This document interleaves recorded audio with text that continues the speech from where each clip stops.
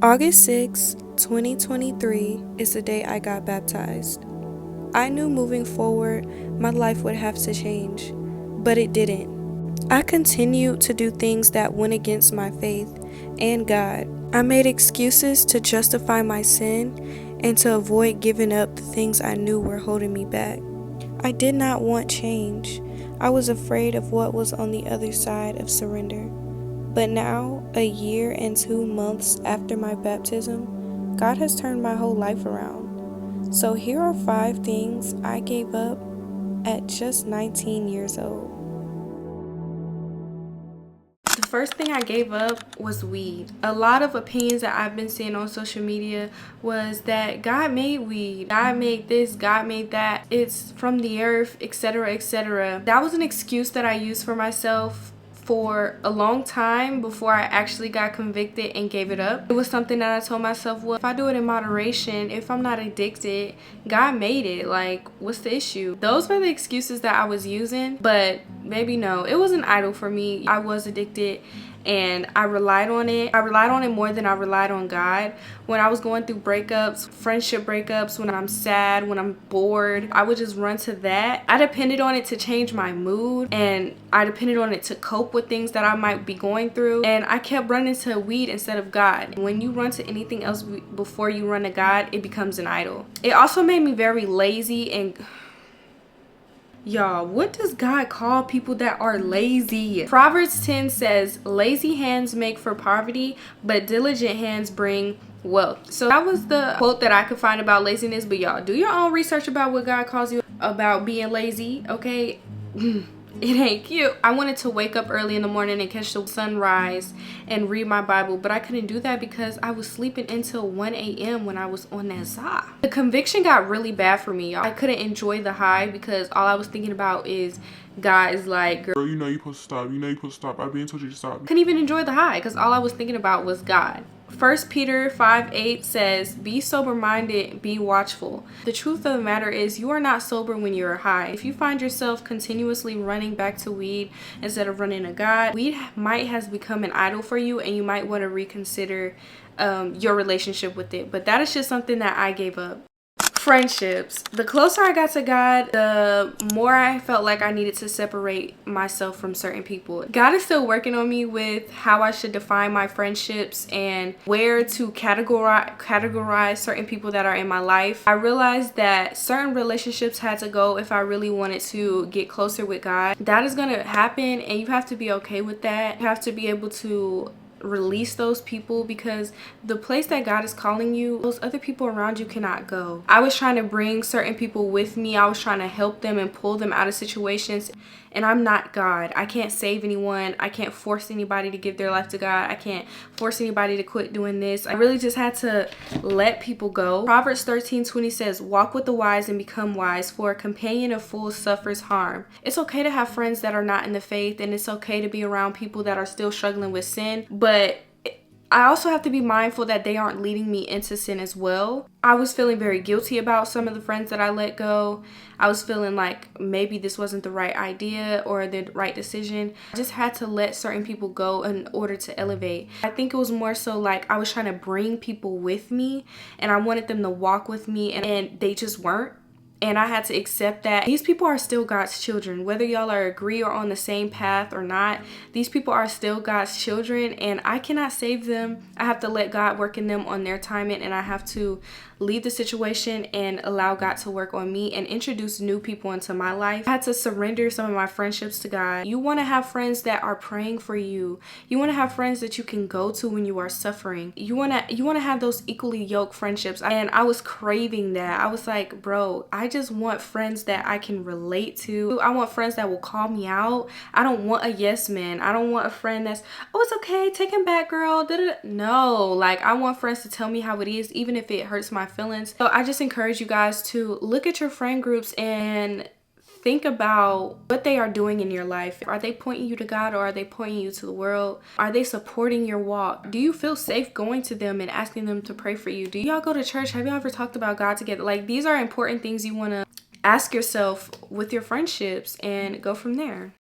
The next thing I gave up was secular music. I don't think that you have to completely cut off secular music, because secular music just means music that is not talking about God. Like, that doesn't mean that the music is inherently bad, but you do have to realize what music is going against God. If you're repeating these things, God is like, girl, you know you don't be in a club. Like, girl, you know you're not out here freaking on this man and this man and this man. You know that you don't want to be out here talking about your coochie pink and your booty hole brown. Like, just be very mindful of the stuff that you are feeding yourself, and realize, like, wait, does this even, like, I know it's not about God, but does it go against God? I deleted my rap playlist and overly lustful music, because I feel like lust is a really big thing that we should be constantly working against. But certain rap artists, it doesn't take that much to notice that they hate Jesus. Like, it doesn't take that much to peep what they're talking about that goes against everything that's in the Bible. And that was literally just what it was for me. Like, it wasn't even a whole like, oh, like, I don't rock with the music. Like, I still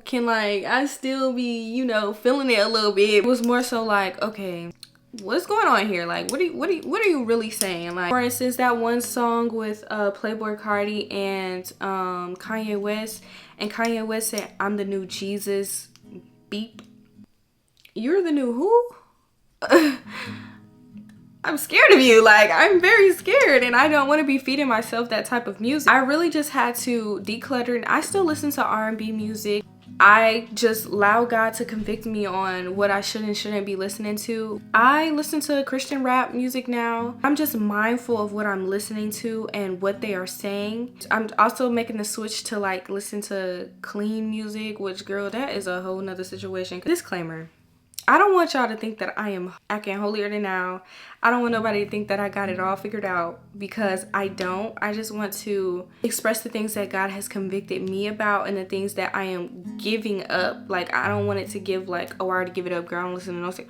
Now, okay, I still have my R&B playlist. I still have certain music, but I'm being more intentional about it now, and I am aware of it. And once you're aware of it, you gotta act on it, because once that judgment day come, God is gonna say, no, you knew, you just decided to ignore it. And I can't.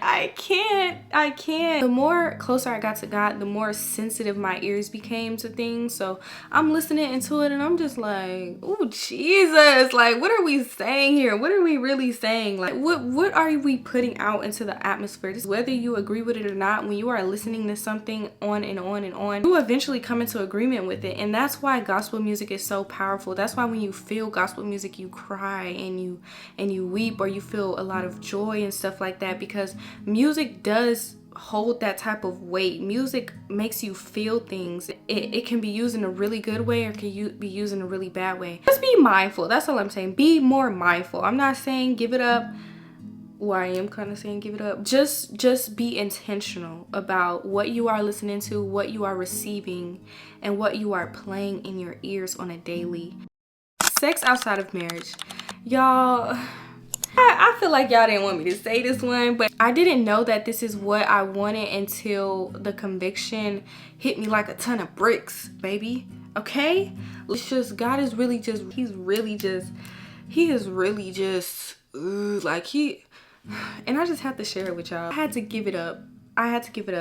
And I will not be partaking in it outside of marriage. The conviction was just heartbreaking. Like, I didn't even know why, because I never studied anything about it. Wanting to wait till marriage was never a desire of mine. I feel like a part of a reason why people don't want to do it is because you feel like there's nobody out here that wants to wait till marriage.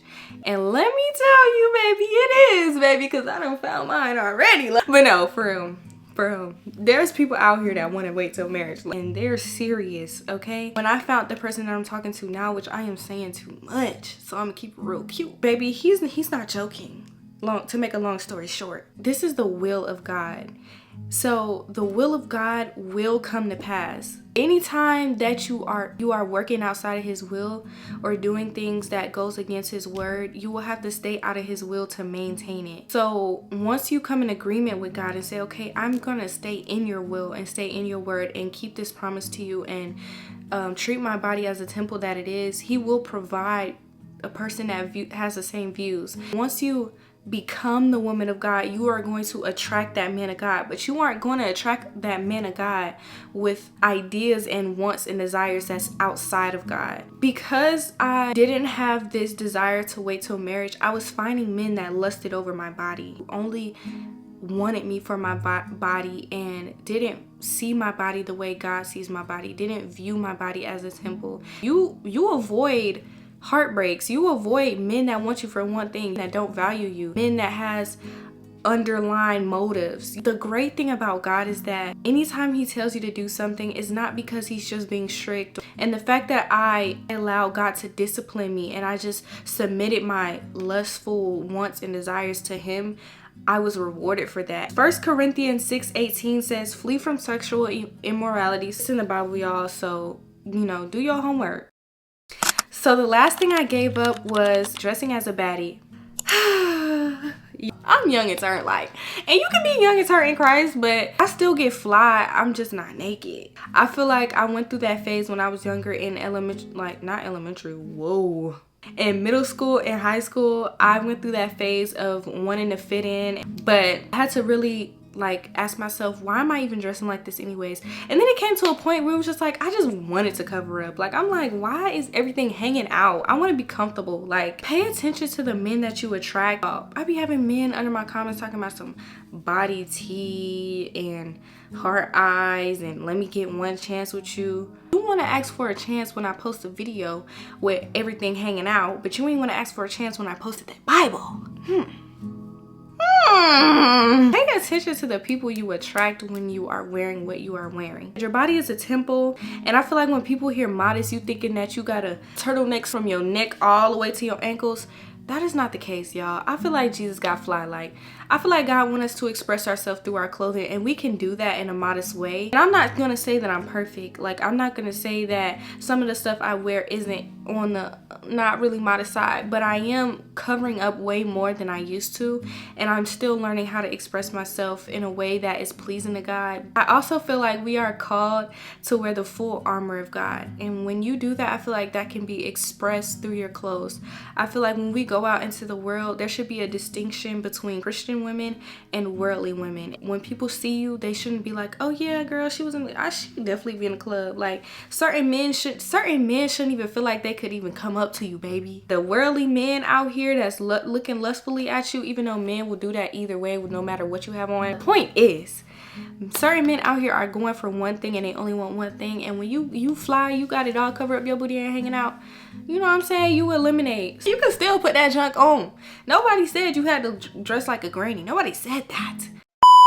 Those are the few things that I decided to give up, or I am giving up. I hope this didn't come off holier than thou. I hope you guys don't feel condemned. That was never my intent. I want to encourage you guys that we are all in different parts, different seasons of our walk with God, and that even if you don't feel comfortable giving these things up, I encourage you guys to pray and ask for conviction. Don't just listen to me.